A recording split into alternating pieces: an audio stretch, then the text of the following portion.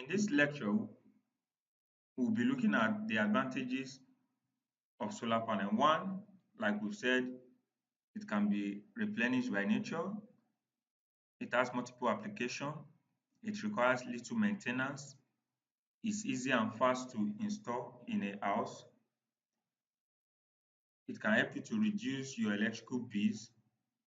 And one thing is you can become your own minister of power because you don't have to rely on the grid anymore.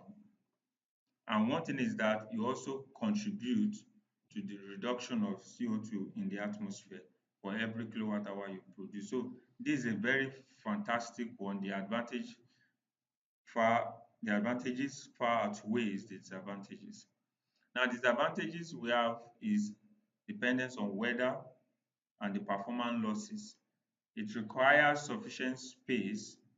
So if you are installing your solar panel for a 3 kilowatt system, you can require an approximate of 15 square meters. So you need land space to install your system. You have low efficiency, 15 to 20% monocrystalline cell.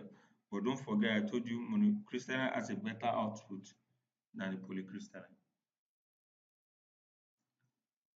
Okay, in this class, let's look at the types of solar system. Now, we have different types of solar system. We have the off-grid, we have the grid-tied, the hybrid solar system. We also look at solar energy application, understanding the solar panel data sheet.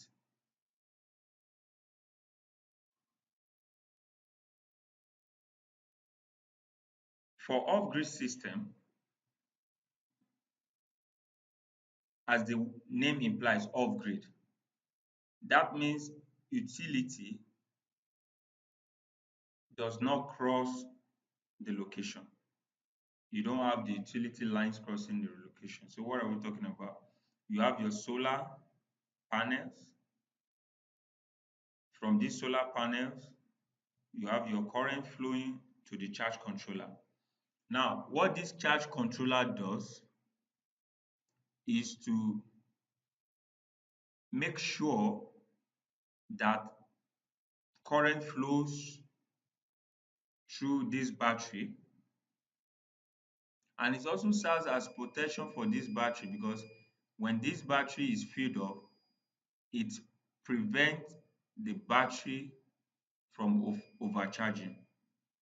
And also, it also prevents this battery from over discharging.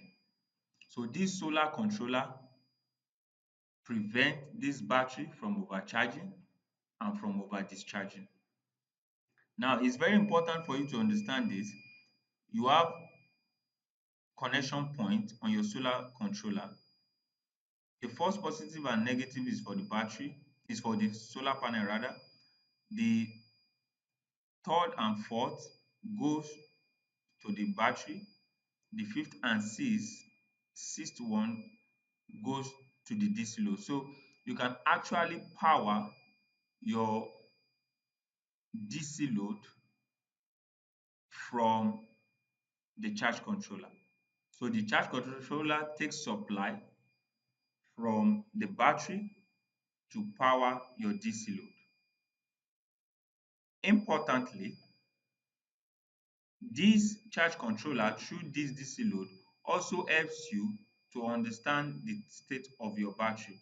So anytime you connect a DC load through your charge controller and you see that this DC load is going dim, that shows that this battery is getting low. Also, you have your inverter system which takes input supply from the battery and the output to power your AC load. So in an off-grid system, you have your solar panel, you have your charge controller, your battery, your inverter, and your load, which can either be DC load and AC load. Someone may say, where can I get DC load? Yes, you can get DC load right here in Nigeria. You have DC load everywhere. You can have DC bulb, you have DC freezer, DC refrigerator, you have DC television. There are many DC load which you can actually use for your off-grid system. But it's very important for you to know the kind of system you are designing. Is it a 12-volt system? Is it a 24-volt system? But basically, most of the DC load you have now are 12-volt DC load. You have 24, but it's very expensive than the 12-volt. So the 12-volt is of wider application and it's something you can look into.